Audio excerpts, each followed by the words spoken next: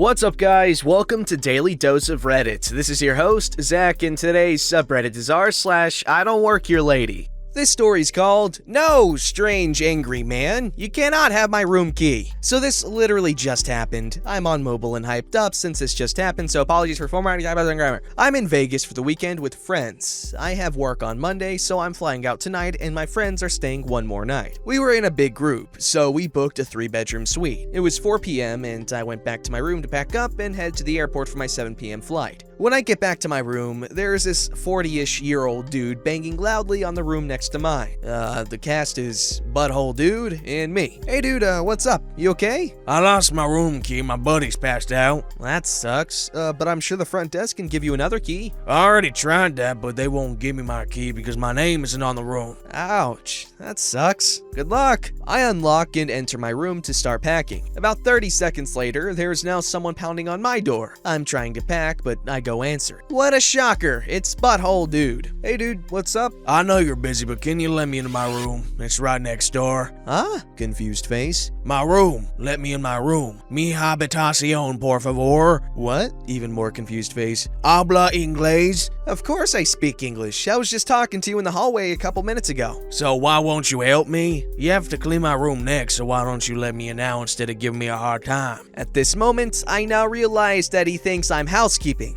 "Oh, sorry dude, I can't help you. I don't work here, I'm just another guest." I start shutting the door. Butthole Dude sticks his foot in the door so I can't close it. Oh, okay. Well, can I try your key then? "No, sorry, I don't have a master key, so my room key won't work on your door." Give me your key. "No, I'm not giving my room key to a strange man, and it won't work on your room anyways. All it'll do is let you into my room, and I don't want you in my room." You never know, it might work. I'm desperate. Can I try it? Why can't you help me out? "No, you're a stranger. I'm not giving you my room key." Can I at least try it? You never know. "It's not gonna work, and I'm definitely not going to give you my key. But if you take your foot out of my door, I'll go find my key and I can try it on your room." I'll admit, I really just wanted the dude to move his foot so I could close my door, and I had no intention of getting my room key to try it on his door, as I know it's not gonna work anyway, and this dude is being a total butthole, so I have no desire to help him. So I close the door and go back to packing. About 2 minutes later, the dude starts pounding on my door again. I ignore it and continue packing, but the guy just won't stop. After about 10 minutes, I just want to shut this guy up and get him to stop pounding on my door. So against my better judgment, I go find my key and figure I'll swipe it on his lock. He can see it won't work and he'll leave me alone. "Dude, this really isn't gonna work, but I'll try my key. Just please promise me you're gonna stop pounding on my door." Took you long enough. What are you doing in there? I ignore his question, go up to his door, and swipe my key. What a surprise! The lock blinks red and the key doesn't work. "See? My key doesn't work on your room. Now please, leave me alone." I turn to go back to my room. Try it again. "It's not gonna work. Rooms are individually keyed at hotels." I dart around him, slip my key in the door, and manage to close the door before he can follow me in. Butthole Dude now goes back to slamming his fist on my door and is now yelling, You dumb freaking coder. Let me in. Let me in. Open the door, bench. Freaking open this door right now. At this point, I'm terrified. I call security from the room phone and they promise to send someone up. I finish packing while the banging and screaming continues. Luckily, the 3-bedroom suites are 2 stories, so after I finished packing, I went downstairs in the room and I was able to escape from the downstairs entrance without Butthole Dude seeing me. I'm now in a car headed to the airport and my friends are headed back to the room. Hopefully, security has gotten rid of him by now. Sorry I don't have a better resolution or any details for you all, but I'll update this if I hear anything from my friends. You know what they should do at hotels? This is a really bad idea. But like, around the peephole, there should be a little spritzer, like a little spray thing. You know those automatic air fresheners that spray every set amount of time? Well, instead of air freshener, it's mace. So if someone's harassing you at your door, you can just be like, "Ooh, spicy eyes." They get the spicy eyes.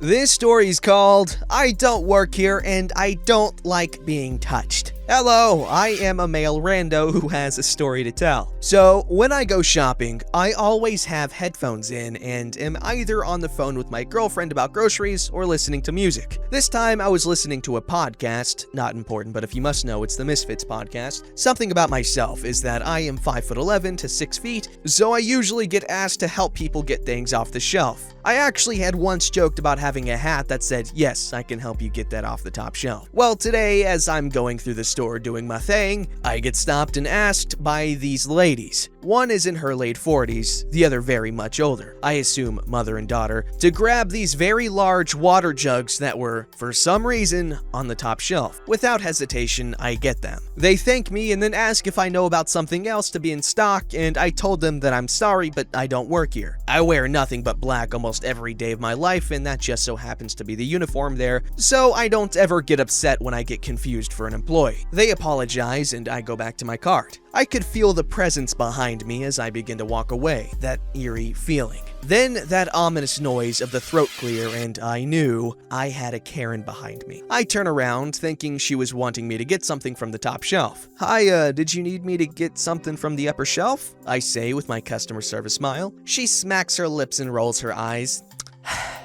No, I want you to go in the back for me and get me some more of these. She then holds up some cake mix box. "I'm sorry, ma'am, I don't actually work here." "Don't lie to me. You're in uniform and just help those Mexicans. The least you can do is help me get some cake for my church sale." I think to myself, this really can't be real. "I'm sorry, ma'am, but I really don't work here. I just understand that I'm tall and I can reach the top shelf." I turn my body around, but I still have my face turned towards her as I go to finish speaking. "Have a good day." I then begin to walk off. "Hey, don't you walk away from me!" She grabs my arm and pulls me towards her. "You show respect to your elders," she says as she's still gripping my arm. Something about me is that I have very, very little tolerance with people touching me without my permission, especially aggressive touching. "Ma'am, I'd advise letting me go," I say to her, my smile gone, and the lifeless cold look I give when I'm angry. She looks disgusted at me and raises her other hand, which looks like she is going to hit me. "Don't talk to—" I cut her off by grabbing her hand that she has a hold of me and began squeezing. I said, "Let go." She looked ghost white and backed away. "I do not work here, but I do believe the gentleman behind you does and can help you. Don't ever touch me or anyone else again." And I begin to go forward once more. I hear her scream at me that she is going to tell my manager, who is passing by to talk to the guy I had pointed out, and looks at me. "Sir, do you work here? I don't recognize you." I put on my smile again. "No, ma'am, I don't work here, but I can understand why you think that." And I begin walking to the checkout. She just went to the horrid woman behind me who is screaming about me being fired and tries to calm her down. I check out and head my cart, and I notice a man about the same age as her just relaxing and having a cigarette, letting out alongside. "Long day, bud?" No, not really, but some guy just pissed off my wife, and I'm glad that I don't have to go in to try and thank him for the long car ride home," he said with a smile and an obvious sarcastic tone. I chuckle a bit when I turn away to make the obvious face and wide-eyed look. "Guys, this is real. I was the water jugs." I'm kidding. I'm not accusing this story of being fake. Don't flip out at me. No, this is a funny story. You know, water jugs and old women. My two favorite elements of any literary piece. This story's called My Favorite Karen. Before I start, I should mention I am very new to Reddit. I've watched tons of videos from /start, who I listen to on my jogs, and this happens to be my favorite subreddit he covers. Also, I technically did and didn't work at this job, if that makes sense. Sorry if it's not technically accurate to the subreddit. Anyways, let's begin, shall we? When I was 13, I had long hair, long eyelashes, and a very timid voice. A ton of people mistook me for a girl, so I used to be very isolated from people due to embarrassment. For the record, I only had long hair because I had terrible blood circulation, so staying warm was always an issue. Long hair helped. I shortened it at 15. When I was 16, I got my first job at a summer camp. Technically, it was just a camp because it was all year long, but the company disagreed. I only got a volunteering position as a camp counselor. This meant I don't technically work there, but I help out when the actual employees need it. As a camp counselor, I would set up the computers in the morning and get ready to greet the parents who would drop off their kids to play Minecraft. Yup, best camp. I had an occasional Karen mom who would try and do stuff like take a computer another kid was sitting at for her son because it looked shinier. Obviously, she didn't know it was the oldest model we had. Tiny background. I loved computers and could even dismantle my laptop and reassemble it on my own at 15 years old. I only got this job because I brought my laptop into the interview to prove it in front of the owner. Let's just say they were very impressed. Anyways, that same Karen would actually walk into the building, which parents weren't actually supposed to do, and sit there for several hours. We wanted the kids to have fun without the pressure of having a parent watching. My manager, aka the owner, was a fan of letting kids run wild as long as they were safe. Parents kinda hinder that enthusiasm. No offense to any parents out there. This mom walked in and called me over. I came over with the speed of an elephant. Not very fast. She kept snapping her fingers and yelling, "Boy! Hey boy!" I technically snapped and told her, "Calm your booty hole." Yeah, I try not to swear in front of kids, but freaking hell, I'll do it in private. Sorry. I came over after finishing my setup and asked, "Can I help you?" She screeched so loud that my ears felt they'd shatter. "How dare you take so long, you dumb brat! You were slower than my husband!" Let me just point out, I finally get that was supposed to be a sex joke. I was too innocent back then to realize. I apologized and started to walk away, almost forgetting she needed something. Obviously, it wasn't important because she never called me over for it again. A few minutes later, she screamed, "Boy! Boy! Boy!" I responded with, "Shut up!" To which she looked shocked. I walked over and was done with her BS, so I pulled up a picture on my phone to silence her. It was me with long hair and a feminine figure. I told her the best lie I've ever told. "I'm a girl, so shut up!" She smiled and said, "How cute! You actually look like me when I was younger." I cringed so hard. Nobody wants to be told they look like a hellspawn. Anyways, it turns out she was sexist against men. I told her I didn't work there and her attitude made me want to quit. If she wanted something, she needed to ask, not scream. I didn't technically work there, but I helped 3 days a week for about 12 hours total. She never apologized, but told the owner to give the young lady a job. Let's just say the owner kept my secret for a small fee of babysitting his son. Technically, I offered, but it still felt like blackmail. Haha! I actually got hired for a few dollars more than minimum wage. Probably because I got the Karen off my boss's back and saved him time. Time is money after all. In the end, she treated all the employees much better after a while, but I never did get a chance to tell her I was a guy before I eventually left. That would have been epic. Side note, this Karen is my favorite Karen out of dozens I've personally dealt with for one reason. She chose to try and change. Not gonna lie, I was losing faith in humanity after the Super Bowl commercials that year, so this gave me a glimmer of hope. Plus, she was gullible. That's a bonus. This is a funny story. Well, this guy, he did the right thing, I guess.